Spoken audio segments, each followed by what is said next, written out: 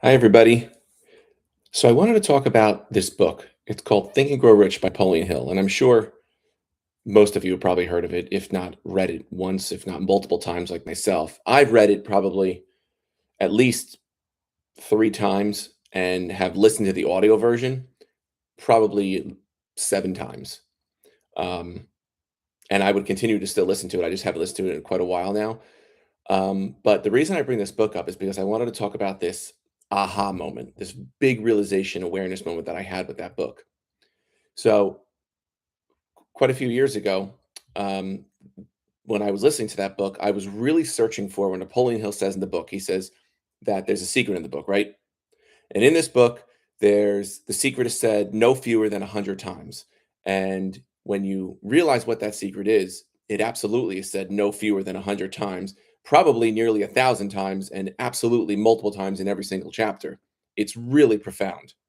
Um, and I was frustrated for a little while because I was trying to figure out of all the books that I read and all the knowledge that I've gained and everything that I know and where I'm at. This was a few years ago now, but why can't I definitively define what this secret is? Got to the point I was even searching for it, and it just wasn't coming to me. So one day on a run, on my seventh time or so listening to the audiobook, and I've already read it multiple times now. I let myself go.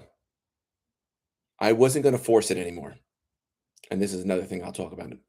I wasn't going to force it anymore. And I started my run, and I'm telling you, within 2 pages, I think, within 3 or 4 minutes, it was there. It was there the whole time. I knew exactly what it was. I was able to figure it out. I was able to absorb it. I was completely aware of it. And I was like, and I just stopped and I smiled because I knew what it was. And when I listened to the book again, it's as if I listened to it in a completely new way, completely new perspective, and it was so cool. And then I started thinking about all these other books that I had read and listened to, and I now heard it in a completely different way in my mind. And books that I've read since then, completely different way in my mind. And it's so much more powerful. It's so cool. I can't tell you what it is because it's really important that you figure it out on your own because you need to absorb it that way. Because if I just tell you, then you're not going to read it that right way. And if you aren't aware of it yet, it's just because you're not ready for it yet. You're taking the right steps, you're getting there, and it will come to you. And when you're ready for it, you will know what it is definitively, like I did. And what happened was when I stopped forcing it, it came to me. And that's another concept that I had learned quite a while ago was that the more you force something, the more you're going to repel it. If you think about all the time, everything that you may really, really strongly need, not really want, because we don't put the same energy into something we really want. It's something we need. For example, say you need, let's use the biggest example, which is money. Somebody really needs this money or really needs this check to come in or really needs something to do with whether it's paying a bill or the children or whatever it might be. What do? You constantly, constantly think about it to the point where you obsess about it. Now, obsession can be a good thing. It can. It can when the desire's in the right place, when your thoughts are in the right place. But it's not when you're in a negative mindset and you want it while in that lack mindset. Thinking about I need money and thinking about all the debt is is lack. It's a negative mindset. What's going to happen is you're going to attract more lack. You're not going to be able to connect the dots. It is the way it is. I'm saying it because I dealt with it personally. I know it. And when you start slowly practicing how to stop thinking in lack, how to realize that you already whatever it is that you need, you already have, and you have to live like that in your mind. Easier said than done. I'm not denying that, but it is the way. It is part of the formula. I'm telling you this because I did it, I lived it, I live it now, and I'm telling you that this is the way. Seeing it, envisioning it, saying it out loud as if you already have it, feeling it emotionally. I'm talking you need to feel it like you could cry in a positive way because you're so grateful for it. So grateful for it. If you're trying to if you're trying to manifest more money and you've done these steps and say you've really done say just fast forward a little bit.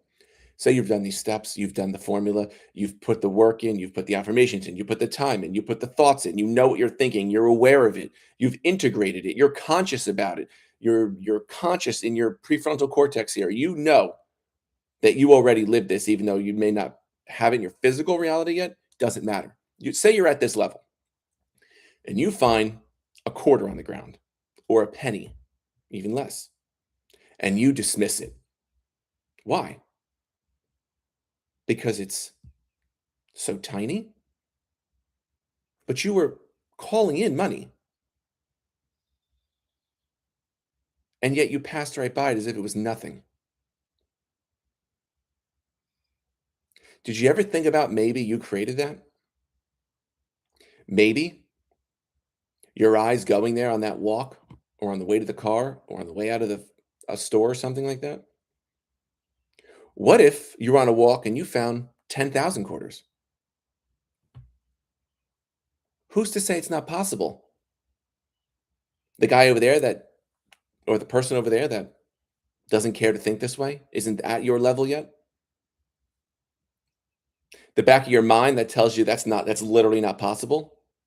That's what we need um, to change because it is possible. And when you find a quarter, pick it up.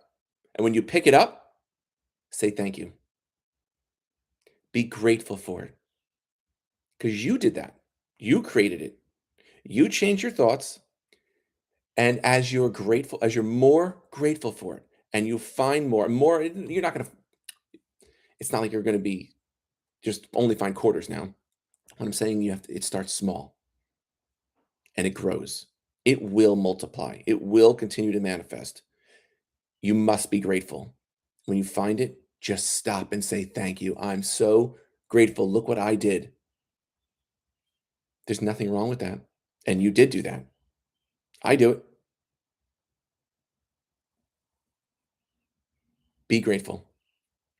Pick up that book, Napoleon Hill's book.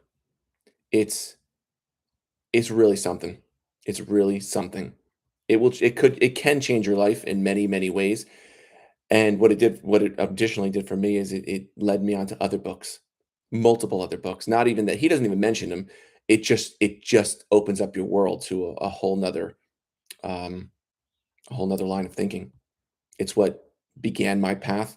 It's what ultimately led me to write my book. What are you thinking? Um, it will help when you allow it to. No force. Allow. Just allow. Give yourself a break. Be grateful. Say thank you to even the tiniest things. And it doesn't have to just pertain to money. It could be anything. It could be somebody you're lost and somebody's just happens to be there giving directions. It's because you didn't allow yourself to fall off the edge. You calmly sat back and you responded. You didn't react. You allowed the answers to come in.